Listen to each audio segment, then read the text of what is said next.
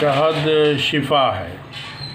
तो शहद के बारे में एक हदीस आता है कि जो शख्स हर महीने के शुरू में सुबह सुबह 3 दिन शहद चाट लिया करे, उसको उस महीने में कोई बुरी बीमारी या बड़ी बीमारी नहीं होगी।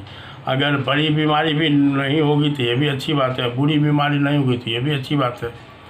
तो ये हदीस हम करीब 35 साल से जानते थे, लेकिन अमल की तौफीक हुआ ये कि 2008 में एक बैग जो है, अल्लाह ताला ने इस पर अमल की तौफीक दिया। दिल में आया कि इतना दिन से शहद खाते हैं, अल्लाह ताला अल्हम्दुलिल्लाह 1972 से यानी 50 साल से कंप्लीट शहद का इस्तेमाल हमारे मामूल में है।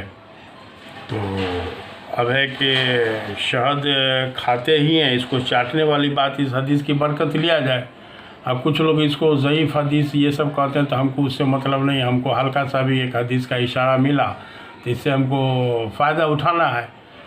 तो हमने आज सुबह में, मान लीजिए 2008 की बात है, कि सवेर में शहद चाट लिया। 2-3 चमचा चाटने का मानी कि चपर चपर करके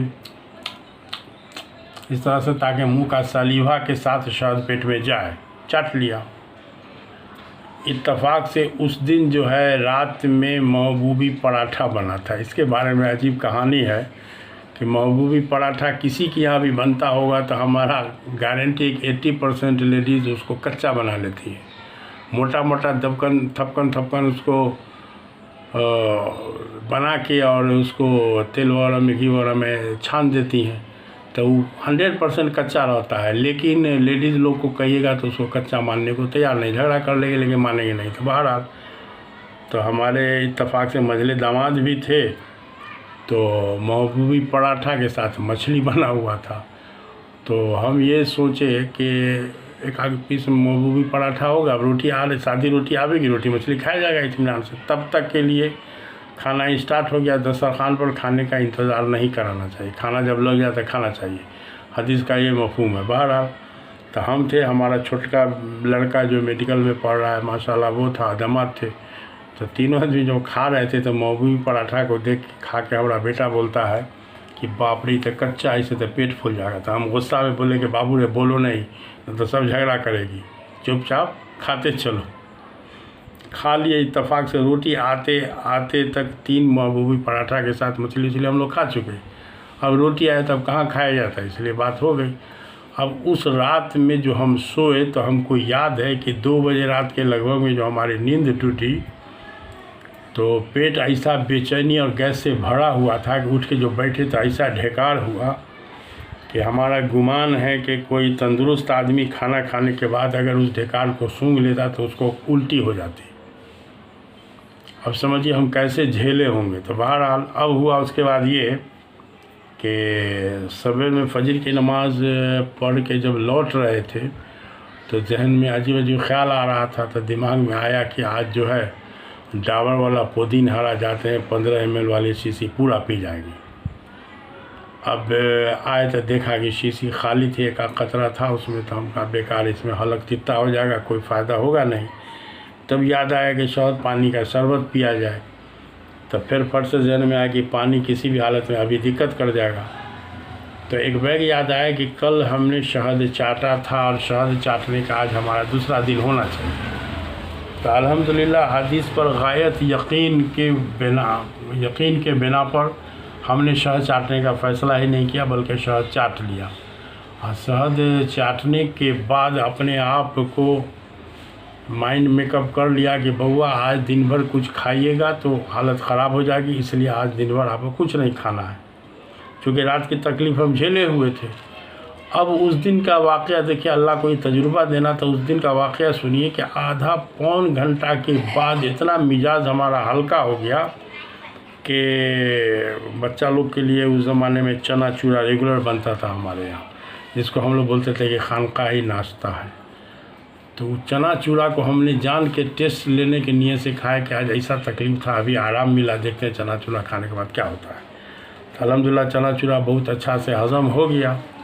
अब इस वाक़या से तो शहद चाटने की डायरेक्ट फ़ायदा समझ में आ गया, लेकिन इससे हमारा बेटा है तो ये निकाल दिया थ्योरी कि जब भी कुछ उल्टा पुल्टा खाने उने में ना उसको धोएंदी ढेकार, जिसको खट्टी ढेकार बोलते हो जाता ना, तो ऐसा शहद चाट लेता। तो उसको बताए हुए थे कि देखो शहद चाटने के आधा पौन घंटा तक पानी नहीं पीना है। अल्हम्दुलिल्लाह इससे उस तरह का अपना खूब काम चलाता रहता है। तो इसी तरह का एक वाक़या ये हुआ कि कुछ दिन के बाद ईद का दिन गुजार के रात में ग़ालिबन 12:05 टाइम हो रहा था। एक मेरे फुफेरे सारू भाई हैं, उनका एक भाई दिल्ली में MBA कर रहा था। तो वो लड़का का जो है फ़ोन आया, और चूँकि उसके भाभी के हम नौशे भाई थे, तो वो भी हमको नौशे भाई ये कहता था। तो फ़ोन आया कि नौशे भाई देखिए ना, हालत ऐसी ख़राब है, सो लगता है कि अब जान निकल जाएगा। सो आज ईद के नमाज के बाद जो है ना, सो बाकर खानी और चिकन का रोस्ट खाए थे, उसका सवई और दूध खाए थे। सो ऐसा कैफियत है कि न ढेकार हो रहा है, न रिया खारिज हो रहा है। और हमारा ही नहीं, हमारे साथ एक और लड़का हमारे रूम पार्टनर है, उसका भी यही कैफियत है। सो हम लोग बेचैनी में जैसे लगता था कि अब जान निकल जाएगा, तो प्लान बना रहे थे कि एम्स में जाया जाए। तो एक बैग दिल में ख्याल आया कि आपसे बात करके देखते हैं। तो हम कहा कि रे शहद है ये बताओ। तो बोला कि हाँ, आप ही से जो एक बोतल शहद लाए थे वो है। तो हमने उसको कहा कि यार तू तो माशाल्लाह मुक़द्दर का सिकंदर निकला ना। तो उस वक्त रात में खालिश शहद की कहाँ से मिलता। और हम दूसरे किसी को ख़राब नहीं कहेंगे, लेकिन बहुत सारे ब्रांडेड में हमने डुप्लीकेट होते देखा है। डुप्लीकेटर महंगे शहद का नकल करेगा, सस्ता का नकल नहीं करेगा।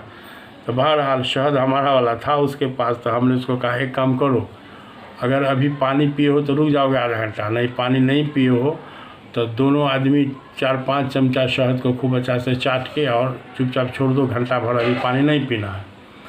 12:05 के फ़ोन के बाद ये बात बताओ कि हम भी सो गए। फजर का नमाज़ पढ़ने के बाद याद आया उसके बारे में। तो सोचे कि या तो उसको फ़ोन लगाया तो फ़ोन रिसीव नहीं हुआ।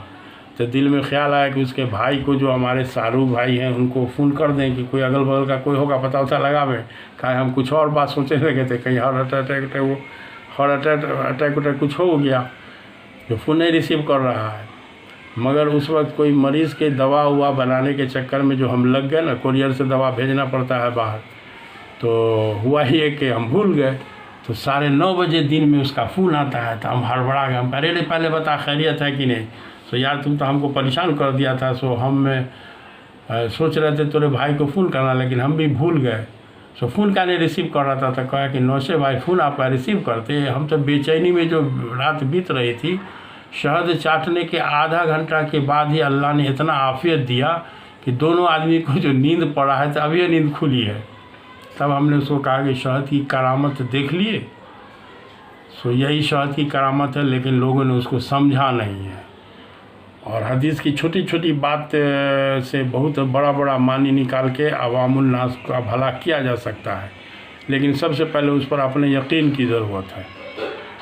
तो ठीक है, इंशाल्लाह अब इससे आगे और सब बात फिर बता